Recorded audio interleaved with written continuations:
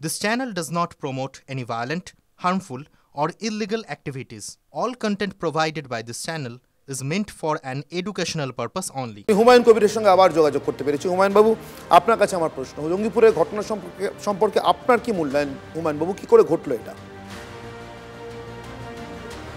দেখুন, জঙ্গিপুরের ওমরপুর মোড়ে যে ঘটনাটি ঘটেছে দুদিন আগে, সেটা কোনো প্ল্যান মাফিক বা পরিকল্পনা মাফিক এই ধরনের ঘটনা ঘটেনি। ঘটনাটা আকস্মিকভাবে, যেটা ওয়াকফ বিলের বিরুদ্ধে এক শ্রেণীর স্থানীয় মুসলিম জনতা বা তাদের যারা সামাজিকভাবে যারা দায়িত্বে থাকে, বিভিন্ন মুসলিম সমাজের মসজিদগুলোতে যেসব ইমাম বা যেসব মোতালি থাকে, সরাসরি তারা কোনো পলিটিক্সের সঙ্গে যুক্ত কখনো কখনো থাকে, কখনো আবার তারা নিজেদের মতো করে সমাজ ব্যবস্থা পরিচালনা করে। পুলিশ যেটা বলছে বা ওখানকার জঙ্গিপুরের এমএলএ জাকির হোসেন যেটা ব্যাখ্যা দিচ্ছে, আমার মনে হয় পুলিশের এবং শাসক দলের আমার এক কলিগ এমএলএ, তাদের ব্যাখ্যাটা খুব একটা সন্তোষজনক নয় বা গ্রহণযোগ্য নয়। কেন?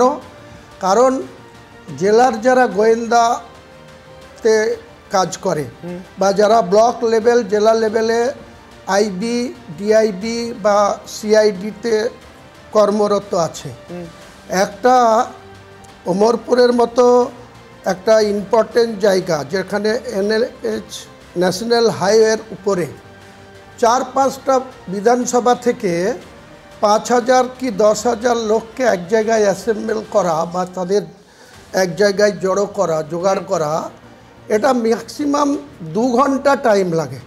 2 ঘন্টার নিচে 10,000 লোককে এক জায়গায় জমায়েত করা যায় না। বা 5টা বিধানসভার লোকদের যা লেন্থ, যা ডিস্ট্যান্স, যেখান থেকে তারা এক জায়গায় হয়েছে, তারা কোনো মতেই 10 মিনিটে, 15 মিনিটে বা আধ ঘন্টায় এরকম পৌঁছাতে পারেনি। তাদের মিনিমাম ম্যাক্সিমাম 2 ঘন্টা টাইম লেগেছে। তাহলে সেখানকার গোয়েন্দাতে যারা ছিল, যারা আইবি, ডিআইবি, সিআইডিতে জেলায় কাজ করে জঙ্গিপুর পুলিশ পিডির আন্ডারে, তারা কি করছিল? তাদের কাছে কেন সঠিক তথ্যটা পৌঁছালো না? এবং যখন তারা ন্যাশনাল হাইওয়ের মতো একটা জায়গাকে অবস্ট্রাকশন করলো বা অবরোধ করলো, সেই অবরোধকে তোলার জন্য পুলিশের যে ধরনের বলপ্রয়োগ করার দরকার ছিল বা যে ধরনের ম্যানেজমেন্ট করার দরকার ছিল বা তাদের বোঝানোর দরকার ছিল, পুলিশ সে জায়গায় সম্পূর্ণ ব্যর্থ হয়েছে। কারণ কোনো জমায়েত যখন হয়ে যায়, সেটার লিডারশিপকে দিচ্ছে, নেতৃত্বকে দিচ্ছে, তাদেরকে আগে ডেকে বোঝাতে হয় যে এই জায়গাটা এতক্ষণ ধরে অবরোধ চলছে, সাধারণ মানুষ। হুমায়ুন বাবু, আপনার কাছে আমার পরবর্তী এবং শেষ প্রশ্ন, আপাতত এটার উত্তর পেলে আমি আপনাকে অব্যাহতি দিতে পারি। আমার সঙ্গে বসার জন্য আপনাকে ধন্যবাদও, সময় দেওয়ার জন্য। আমার পরবর্তী এবং শেষ প্রশ্ন আপনার কাছে, মুর্শিদাবাদের মতো অতি সংবেদনশীল এবং স্পর্শকাতর প্রশাসনিক চোখে একটি জেলা এবং আন্তর্জাতিক সীমান্ত থাকবার জন্য তার স্পর্শকাতরতা আরও বেশি, তাতে এমন গোয়েন্দা ব্যর্থতার ফল কতটা খারাপ হতে পারে বলে আপনার মনে হয়? দেখুন, সাময়িক একটা ঘটনা ঘটেছে, সেই ঘটনা নিয়ে দীর্ঘমেয়াদী কোনো ভবিষ্যৎবাণী করা মোটেই উচিত হবে না।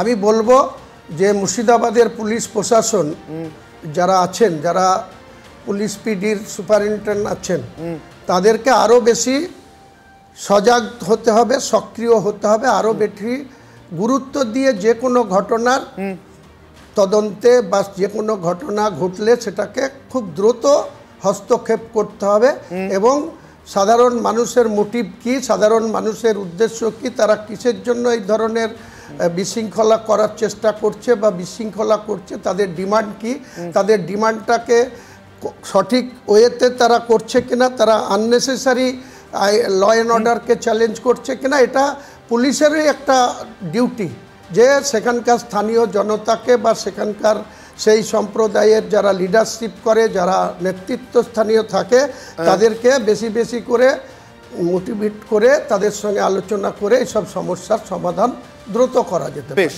অনেক ধন্যবাদ হুমায়ুন বাবু আমাদের সঙ্গে সময় দেওয়ার জন্য এবং কথা বলবার জন্য। হুমায়ুন কবির, মুর্শিদাবাদের ভরতপুরের তৃণমূল বিধায়ক।